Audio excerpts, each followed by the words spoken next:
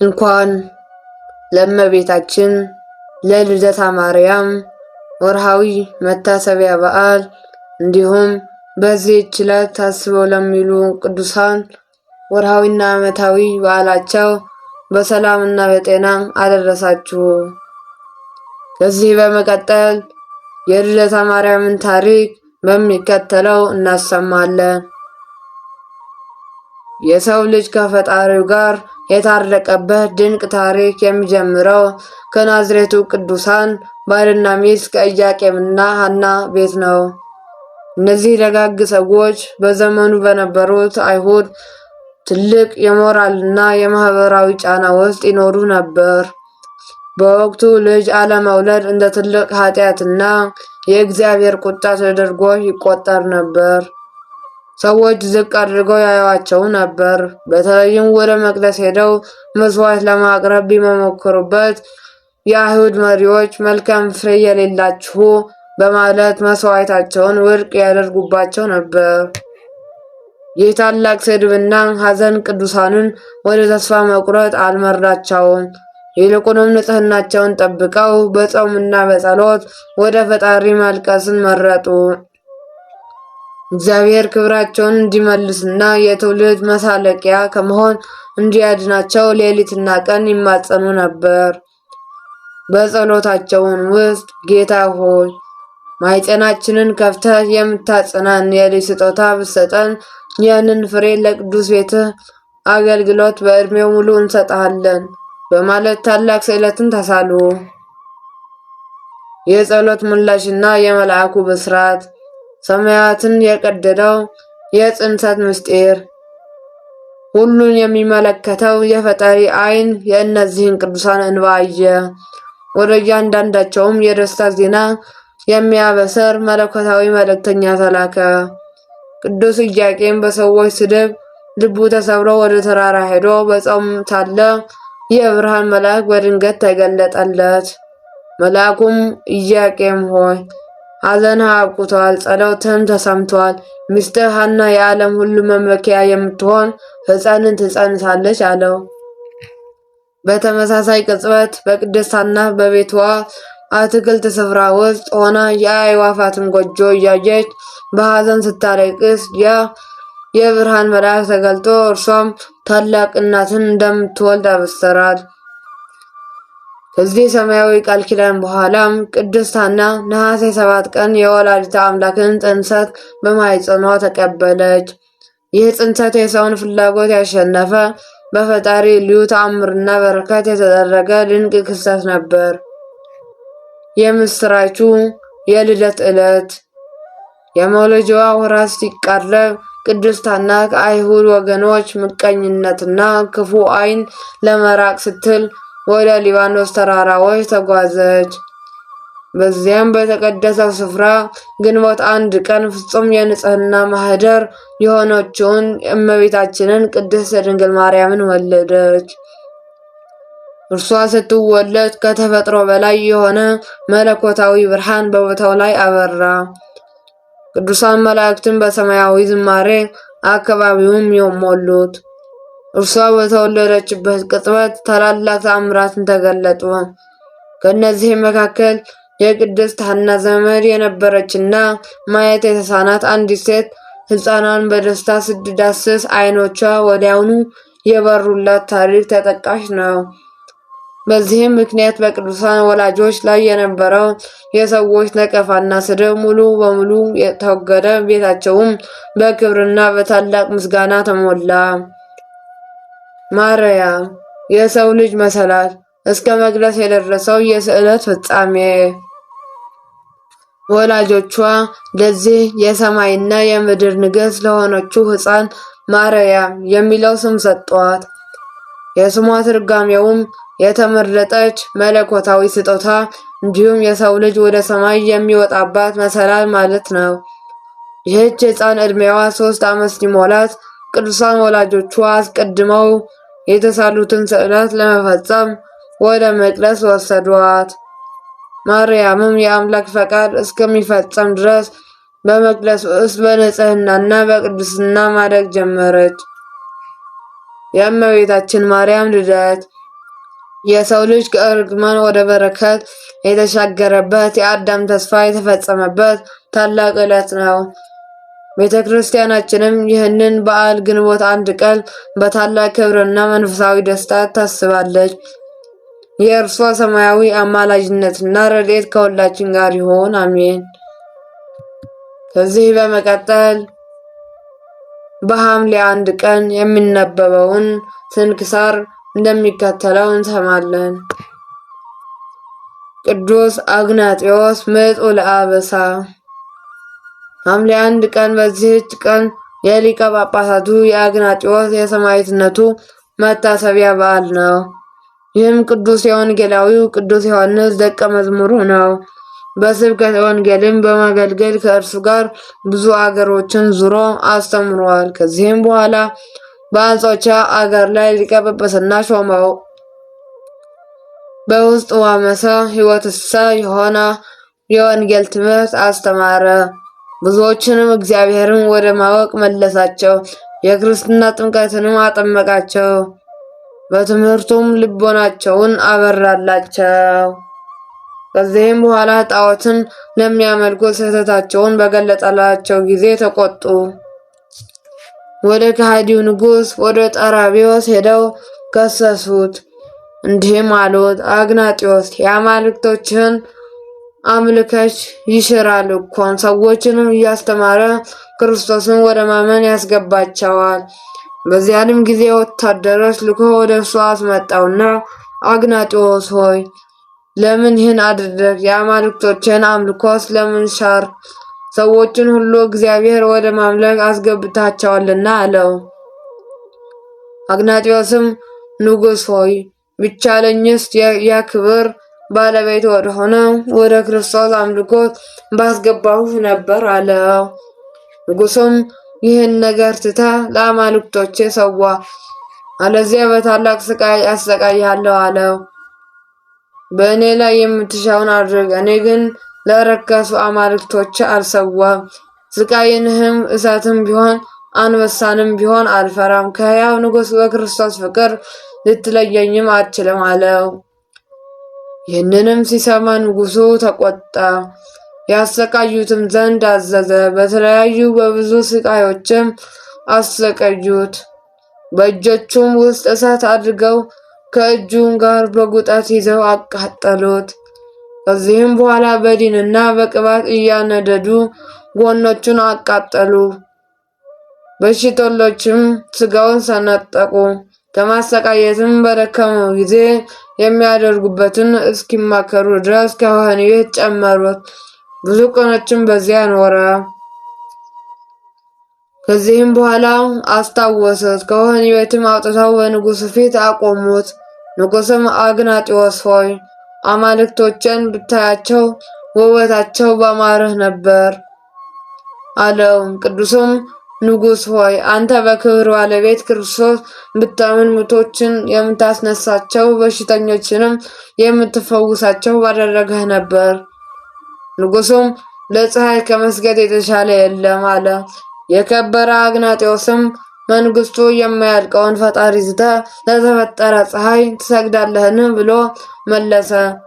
ንጉሡም ለራስህ መልካም አልክ፣ ግን በመተላለፍ የአንጾኪያና የሶርያ ሰዎች ስበህ ወደ ክርስቶስ አምልኮስ አስገባቸው እንጂ አለው። የከበረ አግናጢዮስም ተቆጣ። ንጉሥ ሆይ ከንቱ የሆነ ጣዖትን ከማምለክ ሰዎችን ስለሰበካቸውና ሰማይና ምድርን ወደ ፈጣሪ ወደ ክርስቶስ አምልኮት ስላስገባቸው በእኔ ላይ ትቆጣለህን?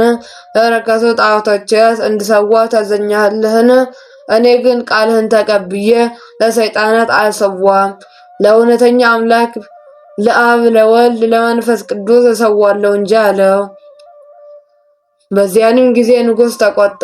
ከስጋውንም ምን ሳያስቀሩ ይበሉት ዘንድ 2 የተራቡ አንበሶችን በላዩ ላይ እንዲሰዱ አዘዘ። የከበረ አግናጢዮስም አንበሶች ወደ እርሱ ሲቀርቡ ባያቸው ጊዜ ድምፁን ከፍ አድርጎ ሕዝብን እንዲህ አላቸው፣ ከዚህ የተሰበሰባችሁ እናንተ የሮሜ ሰዎች ቃሌን ስሙ። እወቁም፣ እኔ ይህን ስቃይ የታገስኩት በትዕቢትና በትምክህት አይደለም፣ የክብር ባለቤት በሆነ በጌታዬና በፈጣሪዬ ኢየሱስ ክርስቶስ ፍቅር እንጂ። አሁንም እኒህ አንበሶች እንደ ስንዴ ይፈጩኝ ዘንድ ነፍሴ ወደደች። የክብር ባለቤት ወደ ሆነ ወደ ጌታዬ ኢየሱስ ክርስቶስ ልትሄድ ነፍሴ ሽታለችና። ንጉሡም ቃሉን ሰምቶ አደነቀ፣ ድንጋጤ አድሮበት እንዲህ አለ። የክርስቲያኖች ትዕግስታቸው ምን ይብዛ! ስለ አምልኮት አረማውያን በእንዲህ ያለ ስቃይ የሚታገስ ማን ነው? አለ። እነዚያ አንበሶቹ ወደ ቅዱሱ ቀረብ ብለው ደንግጠው ቆሙ። ከዚህም በኋላ አንዱ አንበሳ እጁን ዘርግቶ አንገቱን ያዘው። በዚያንም ጊዜ ደስ ብሎት ነፍሱን በፈጣሪው ክርስቶስ እጅ ሰጠ፣ ልመናውንም ፈጸመለት። ለእነዚህ አንበሶችም ስጋውን ይዳስሱት ዘንድ አልተቻላቸውም። የክብር ባለቤት ክርስቶስ ዳግመኛም እስከሚመጣ የተጠበቀ ሆነ እንጂ። ከዚህም በኋላ በክብር በምስጋና ከከተማ ውጭ ቀበሩት። እንደዚህም በክብር ባለቤት በጌታችን ኢየሱስ ክርስቶስ ስም በመልካም ተጋድሎ ምስክርነቱን ፈጸመ። ለምዕመናንም ጠቃሚ ይሆን ዘንድ ገድሉን ጻፉ፣ የበዓሉን መታሰቢያ አደረጉለት።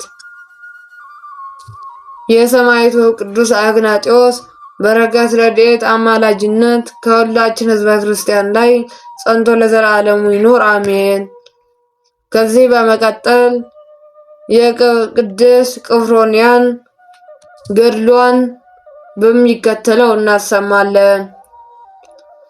በዚህች ቀን ሰውነቷን ለእግዚአብሔር የሰጠች ቅድስት ድንግልና መስተጋድልት ቅፍሮንያ ሰማዕት ሆነች።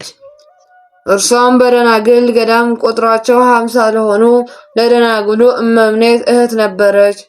የእመምኔቷም ስሟ ኦርያና ነው። ይህችንም ቅድስት በፈሪሃ እግዚአብሔር አሳደገቻት። በትሩፋት ሥራ ተጋዳሊ እስከሆነችም ድረስ አምላካውያን የሆኑ መጻሕፍትን አስተማረቻት። ከዚህም በኋላ ፍጹም ገድልን ጀመረች። በየ2 ቀኑ ትጾም ነበር፣ ብዙ ጸሎታትንም ትጸልይ ነበር። ያችም እመምኔት ስራዋ ያማረ በሃይማኖቷም የጸናች ነበረች። በበጎ ስራ ሁሉ እንዲጸኑ ወገኖቿም ታስተምራቸው ነበር። ከዚህም በኋላ ሰዎች ሁሉ ጣዖታትን እንዲያመልኩ ከሃዲው ዲዮቅልጥያኖስ ባዘዘ ጊዜም ብዙዎች ክርስቲያኖችን ይዘው አሰቃዩአቸው፣ ሰማዕታትም ሆኑ። እኒያ ደናግልም ይህን በሰሙ ጊዜ ሁሉም ከገዳም ወጥተው ሸሽተው ተሰወሩ። እመምኔቷ ግን ከዚህች ቅድስት ቅፍሮንያ ጋር ብቻዋን ቀረች። በማግስቱም የንጉሱ መልእክተኞች ወደዚያ ገዳም በመጡ ጊዜ እመምኔቷን አግኝተው ያዟት። ሌሎችንም ደናግል ፈለጓቸው፣ ግን አላገኟቸውም። ቅድስት ቅፍሮንያም በእርሷ ፈንታ እኔን ውሰዱኝ፣ ይችንም አሮጊት ተዋት አለቻት። እነርሱም ያዟት፣ በብረት ሰንሰለትም አሰሯት። መኮንኑ ወዳለበትም ከተማ ወሰዷት። እመምኔቷም እያለቀሰች ተከተለቻቸው። ወደ መኮንኑም ባደረሷት ጊዜም ለአማልክት ሰዊ አላት። ብዙ ቃል ኪዳንም ገባላት። እርሷ ግን ቃል ኪዳኖቹን አቃለለች፣ ትእዛዙንም አልተቀበለችም። እንዲደቧትም አዘዘና በበትሮች ደበደባት። ደግመኛም ልብሷን ገፍፈው ስጋዋን ግልጥ እንዲያደርጉ አዘዘ። እመምኔቷ ኦርያናም አንተ ከሃዲ፣ ይህችን ታናሽ ብላቴና እንዲጎሳቁልሃት እግዚአብሔር ያጎሳቁልህ ዘንድ አለው ብላ ጮኸች። መኮንኑም እጅግ ተቆጥተው ይህችን ቅድስት ቅፍሮንያን አስረው በመንኮራኩር ውስጥ እንዲያሰቃዩት በብረት መጋዝም እንዲሰነጣጥቋት አዘዘ። ሁሉንም አደረጉ። ይህንም ሁሉ ፈጸሙባት። እርሷም እርዳታን ሽታ ወደ እግዚአብሔር ጮኸች።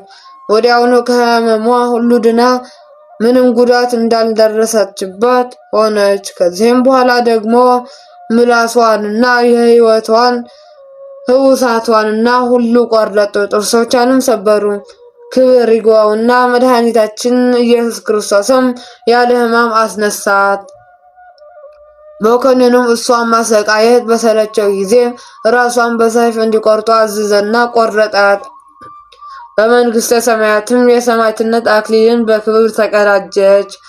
አንድ ባለጸጋ ምዕመን ሰውም ወጥቶ የቅድስት ቅፍሮንያን ሥጋ ወሰደ። በአማሩ የሐር ልብሶችንም ገንዘው በወርቅ ሳጥን አኖሯት። ከሥጋዋም ብዙ ድንቅ ተአምራትን ተገለጠ። የቅድስት ቅፍሮንያን በረከት ከሁላችን ጋር ጸንቶ ለዘላለሙ ይኑር አሜን። ቅዱሳን ብዮክና ብንያሚን። በዚህችም ቀን ቅዱሳን መስተጋድላን ብዮክና ብንያምን አረፉ። እኒህም ቅዱሳን በግብፅ ደቡብ በቴዎዳ አውራጃ ቱና በሚባል አገር የምትገኝ ቤተ ክርስቲያን ቀሳውስት ነበሩ። እነርሱም ወንድማማቾች ነበሩ። አባታቸውም የቤተ ክርስቲያን ሹም የሆነ ደግና የዋህ ሰው ነበረ። እኒህም ሁለቱ ልጆች በእግዚአብሔር ጸጋና በቅድስና ፍጹማን ነበሩ። እግዚአብሔርም በእጆቻቸው ተአምራትን ያደርግ ነበር። በሽተኞችን ሁሉ ይፈውሱ ነበር። እነርሱም ከቤተ ክርስቲያኑ የጉድጓድ ውሃ ቀድተው በሽተኞችን ያጥባቸዋል፣ ወዲያውንም ከበሽታቸው ይድኑ ነበር። የአባታቸው የእረፍት ቀን በቀረበ ጊዜ በዚያን ሰዓት ቀሲስ ብንያሚን ቁርባን ያሳርግ ዘንድ የቅዳሴ ልብስ ለብሶ በቤተ መቅደስ ነበር። መልእክተኞችንም ወጥተው አባቱ ለመሞት እንደተቃረበ እርሱንም እንደሚፈልገው ነገሩት። ብንያሚን የቁርባኑን ሥርዓት ሳልፈጽም ልብሰ ተክህኖውን አላወልቅም፣ ከመሞቱ በፊት እንዳየው እግዚአብሔር ከፈቀደ ይቆየኛል፣ ካልሆነም የእግዚአብሔር ፈቃድ ይሁን አለው። አባቱም ሁለተኛና ሦስተኛ ጊዜ ላከ። አባ ብንያሚን ግን የቁርባኑን ሥርዓት ከፈጸመ በኋላ ወደ አባቱ ሄደ። ሙቶም አገኘው። ስለ ቤተ ክርስቲያኒቱ ንዋየ ቅዱሳትም እጅግ አዘነ። እነርሱም በእርሱ ዘንድ እየኖሩ ዕቃዎችን ያኖረበትን ቦታ አለመከተላቸውንና ነበርና ወንድሙ ብዮክን አባታቸው ስላስቀመጠው ንዋየ ቅዱሳት ወደ አስቄጥን ገዳም ወደ ቅዱሳን አረጋውያን ሄዶ እንዲጠይቅ መከረው። አባ ብንያሚን በሄደ ጊዜ የአስቄጥስ ገዳም አባ ዳንኤል አገኘው። አባ ዳንኤልም ስለ እርሱ የመጣበትን ሥራ ሁሉ ነገረው። ነገር ግን ወደ አንድ ጻድቅ ሰው እንዲሄድ አዘዘው። እርሱም ንዋየ ቅዱሳቱ ያለበትን እንደሚያስረዳው ነገረው። በሄደም ጊዜ እንዳመለከተው ያንን ጻድቅ ሰው አገኘው። እርሱም ገልጾ አስረዳው። በተመለሰም ጊዜ እንዳስረዳው አገኘው። ከዚህም በኋላ በመልካም ገድል ሁሉ ከወንድሙ ጋር ተጠምዶ ኖረ። እግዚአብሔርም ስራቸውንና ገድላቸውን ከአንዲት ድንግል ሴት ገለጸ። እርሷም የእሊህን ቅዱሳን ገድል ለሕዝብ ተናገረች። እነርሱም ያማረች ቤተ ክርስቲያንን ሰርተው ሥጋውንም በውስጡ አኖሩ። ከሥጋቸውም ብዙ ድንቆችና ተአምራትን ተገለጡ። በረከታቸው አይለየን፣ አሜን። ወስብሐት ለእግዚአብሔር ወለወላዲቱ ድንግል ወለመስቀሉ ክቡር። ይቆየን።